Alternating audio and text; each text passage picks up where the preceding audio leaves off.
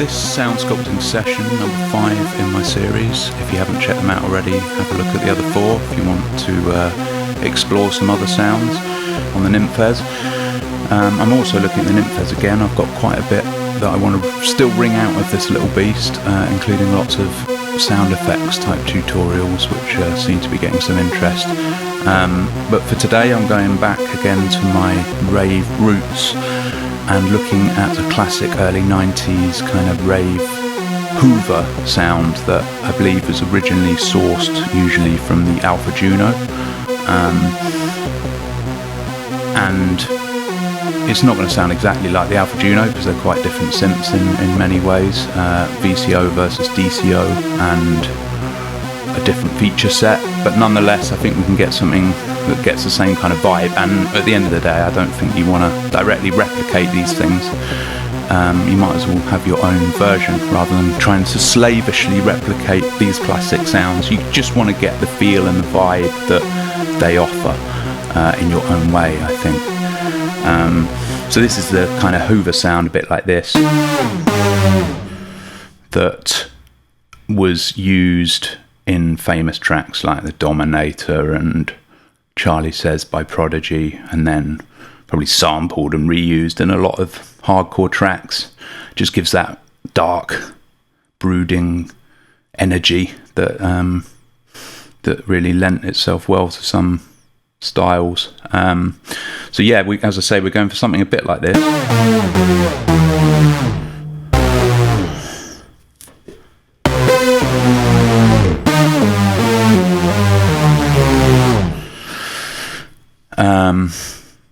Also not a million miles away from, if you know the track Champion Sound, the kind of horny, stabby sound that was used in that classic early jungle track.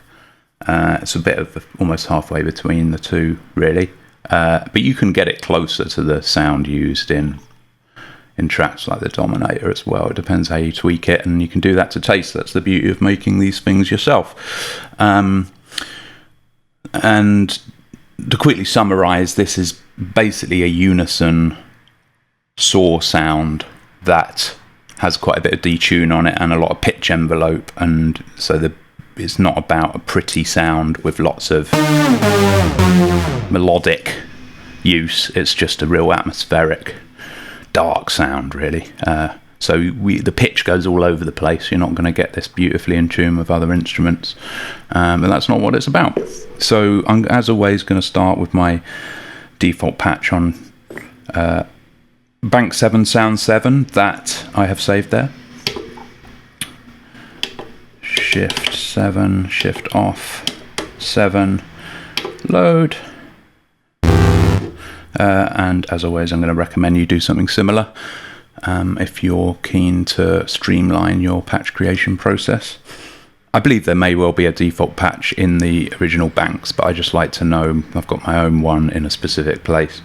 And this is a unison sound, as I say, so we're going to go menu 1, voice mode, and then menu again to select the mode. 2, we're going to go for all 6 voices in a big old unison stabby scenario. I mean, it always sounds just quite cool with a bit of unison on that. It almost sounds quite sync style. There's no oscillator sync on this, but you can get some similar sounds with a bit of playing around. Obviously there's no oscillator sync because there's not 2 oscillators, so it might be difficult. Okay, so we want a bit more detune for sure. Shift, let's set detune about quarter of the way up, maybe. Cool. This is the sawtooth sound. We're already in sawtooth, so we're not going to worry about pulse width. Glide, it's good with glide, this sound, so when you move between notes you get more of that pitch sweeping going on. So I'm going to do shift and start off with about, a touch of glide. We can adjust all of these, obviously. Pitch LFO, I'm going to have quite high as well. Let's see where we're at. And a big part of this is the pitch in envelope. So shift, and let's whack that right up and see what happens. Not a lot at the minute because we haven't got an envelope going on other than just sustain up high, but that will come in. Oscillator up max. I don't think this is the sort of sound where you're going to have a lot of velocity dynamics with the actual volume with the amp. And a chunk of sub oscillator. I mean, all of these you can tweak all the time, obviously, just to fit the exact needs of your track. That's the beauty of creating your own patches, of course, as you get to know them intimately, and you can make little changes that just really fit the particular needs of the track. So that's why it's well worth doing, I think. And HP cutoff, we're going to have that. We're not going to have any high pass filter, and we're going to have, I reckon, about halfway up on the normal filter, but some filter envelope, so a little hint of resonance. Often like to have a little bit of resonance, even if it's not obvious. Just gives an extra element of dynamism and sort of cutting through the mix to the sound, especially if you modulate it. Not always. Sometimes I'll knock it right down because it does reduce the bass of the sound. When you have it up even a little bit, it kind of reduces the bass end a little bit. Okay, and filter envelope, we're going to have quite a bit of filter modulation on this. That's LFO I'm doing. I actually want a bit of that as well, but without shift. That's envelope, filter envelope. Let's have that about 2/3. Okay, we haven't done the envelopes yet, so it's no wonder that's doing something weird. Tracking, let's start with it about 2/3 of the way up. We don't want any high shrill stuff in this kind of sound, so if you play it a bit higher, it's nice to have it a tiny bit more muted.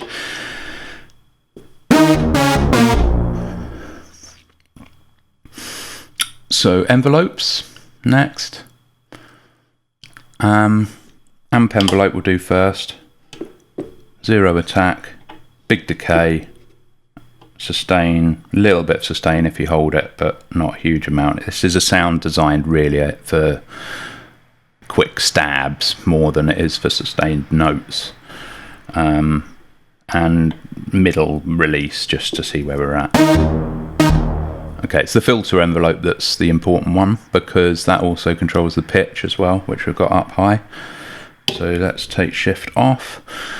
The filter envelope, again, instant attack, quite a long decay because we want that pitch sweep that's not really quick. Again, this is a parameter you can adjust. There's a few parameters in this that that are key to this kind of sound, that allow you to create the variations that you want, and the length of the decay is one of those on the filter envelope. Sustain right down, and a similar-ish level of release as the amp envelope as well. Let's see. So that's already something along the right line. So if we knock the decay right down, that makes a shorter kind of hoover. So a really long one creates a different sort of sound that's quite nice. Not really a hoover, more of a like a brooding, drony sound. But if we knock that down, so just tweak that to get the kind of hoovery sound that you feel is right.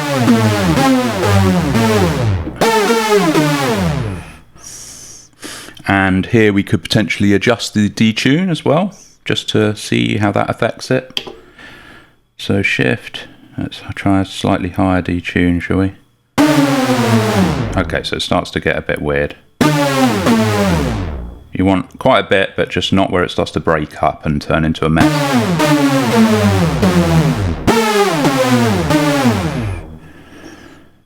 And interesting to see how the pitch envelope of amount affects it. So yeah, we want that up high, I think. What about glide? We could pump up the glide a bit. Okay, too much glide makes it jump around too much, but again, you know, these things aren't wrong, it's just a different sound, and that can work. If I want that down a bit.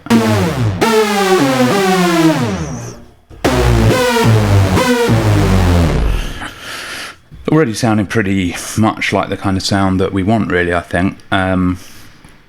You could leave it there, but I always think it's worth using all the features. Why not?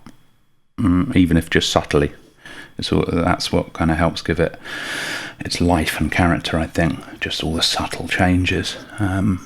So, yeah, I might turn the detune just down a touch. And what happens if we put the yeah, I think the decay was about right.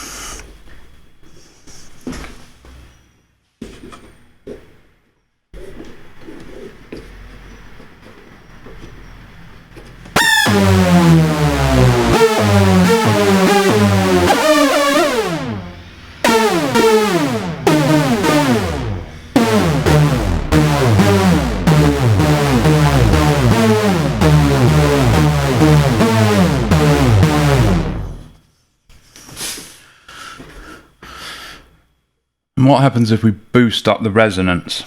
Let's try.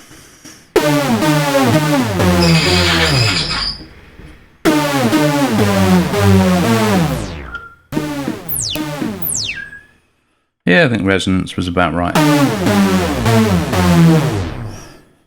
As it was. What happens if you boost up the attack on the filter envelope? Yeah, it turns into a mess. No, I think we're good. Okay, in terms of LFO, I think let's have a key synced one. That's usually good for unison stabs, so you can have it predictable and it will sound the same each time you hit the same key.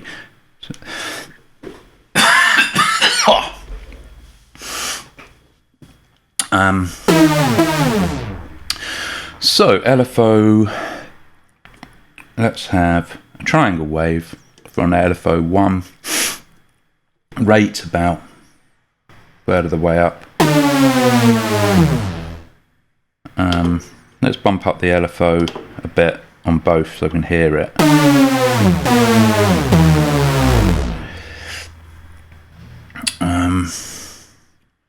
And let's have, why not, let's have a tiny bit of delay and a bit of fade on there.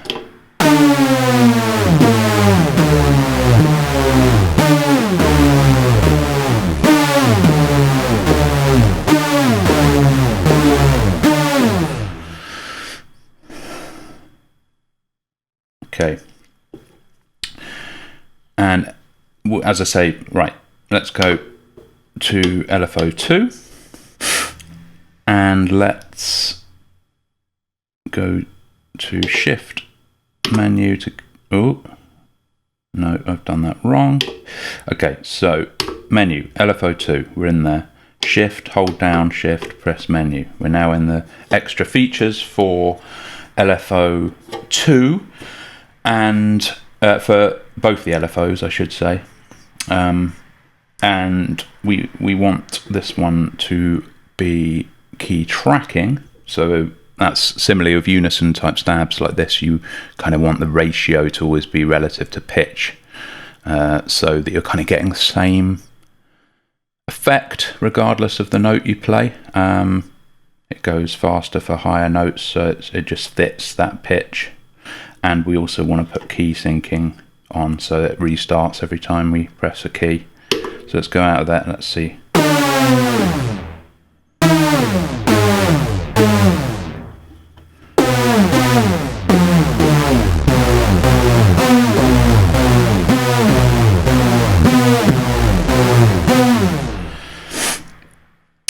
subtle. There's not a lot going on with the LFO, but it's...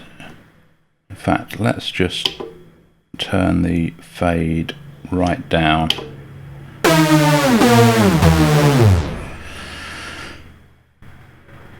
Just adds a bit of movement.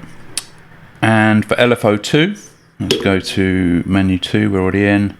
And I think let's just, what we could do actually is make the envelope style effect for this, which is hold down shift, have delay down to 0 and fade up to max, and then set the shape to, we probably want like a saw for this, so it's just like an envelope with a fast attack and a gradual release or decay. And that just means we can add in a few changes to the sound as we go. It's just another way that we can give it a bit of dynamism over time. So what could we do with this? It's just a matter of, you can either use this very forcefully and do something really integral to the sound design with it, or if you don't need to do that, then it's worth just adding a few modulations in anyway to just add movement to the sound, I think, and make it sound more vintage. Obviously the actual original synth that this was done, often the Alpha Juno, is quite, because it's a DCO synth, it's quite kind of straight down the line and not that vintage, and you don't want to go wild with this sound because it does fall apart quite easily, and you want to stay just that side of chaotic, and that's why it works quite well on things like the Alpha Juno, I think. But nonetheless, it's quite nice to have a bit of more movement in there and just see how it sounds. So I'm going to go for a little bit of cut off, a little bit of high pass filter, bit of resonance, and what else could we do? A bit of detune. We could make it the detuning change. That's the sub oscillator volume, so I don't need that. Shift for detuning change.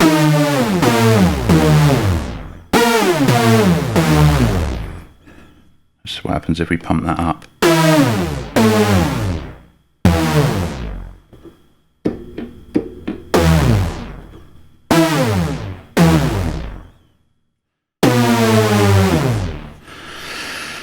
Yeah, doesn't seem to do a huge amount. Let's bump it up even more.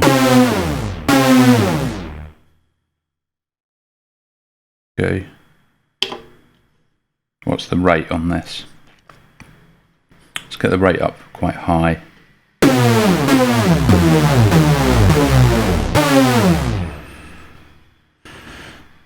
We're getting a tiny bit of resonance in the release there. I say we make the release shorter on the filter, longer, so it doesn't shut sooner than the amp envelope, actually. But yeah, I don't think we need a lot more than that on this, but there's plenty you could experiment with. So let's go shift, hold, menu again, and now shift again, and we want to make this one key synced. And we also, key synced, and let's make this track the keyboard as well, like the other one. Let's go out of that. So let's make the release on the filter a bit longer, so we're not getting that little squelchy bit at the end.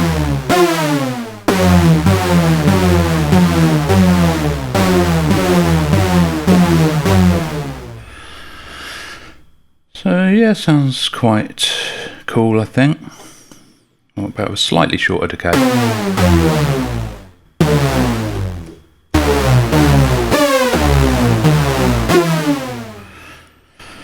Yeah, I think I preferred it as it was. Next, reverb. Don't need much on this. You might not want any at all if you're going to use it in the mix anyway, but I like to set a little bit. Menu 3. Let's start with mix up high. You're going to want a fairly short on this, I think. So it's quite a dynamic sound in that sense, designed to be used in short, stabby fashion. Let's bump the filter up and see where we're at.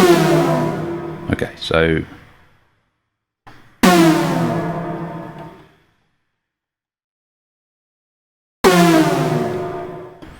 let's get the size right. I think let's have it quite high because that suits lower sounds better, I think. Quite short decay. Let's get that filter right down. We don't want any of that metallic ringing for this.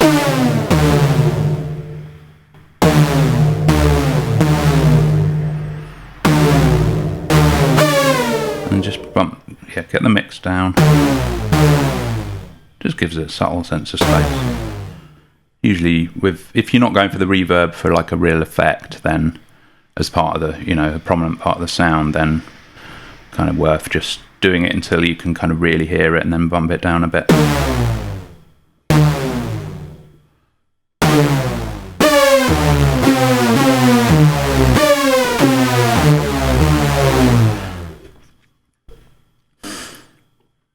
Yeah, I mean, we're basically there. For quite a nice hoovery sound, you might want to split hairs about how accurate that is to the Alpha Juno version, but I'm not going for an exact copy. I'm just going for something with a similar vibe, and I think that would work nice for some tracks for sure. Could put some mod wheel modulation number 4 in there. Let's stay in there. Menu number 4. I think, yeah, it might be quite interesting to bump up the cutoff a bit, I think. And perhaps the length of the decay, of the pitch and filter decay, perhaps. So we can make that longer if we, a little bit longer if we push the mod wheel up. Let's see.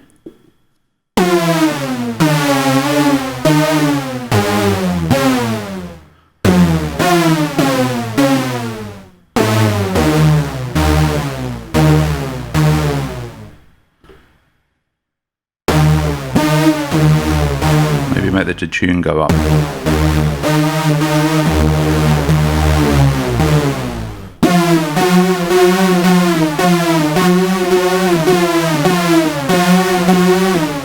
If you're making a composition where a lot of the same notes are used, you know, things like the mod wheel are good just to add variation to the notes in an expressive fashion where you can do it. You know, you don't have to draw lines in your door or whatever. You can just fiddle around live and jam.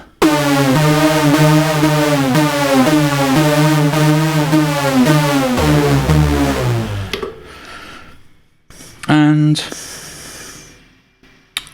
I think we're not far off. I might, now I'm out of that mode, I might cut the cutoff down a bit.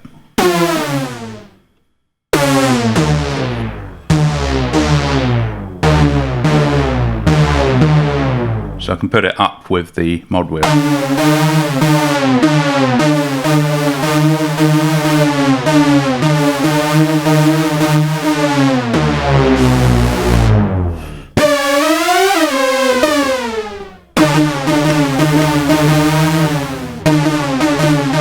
Maybe turn the decay down a bit on the filter envelope so that it starts. Almost sounds like quite a cool little synth tom there, but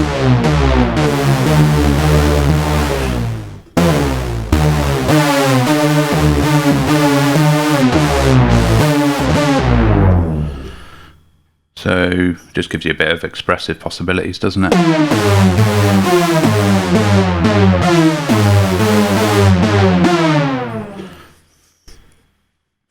Stuff you can tweak on the fly. I've heard comments saying the Nymphes, they're not that keen on it in terms of live tweaking, but because there's lots of expression you can put into it, I'm not sure that's so much of an issue in my view. So that's that one.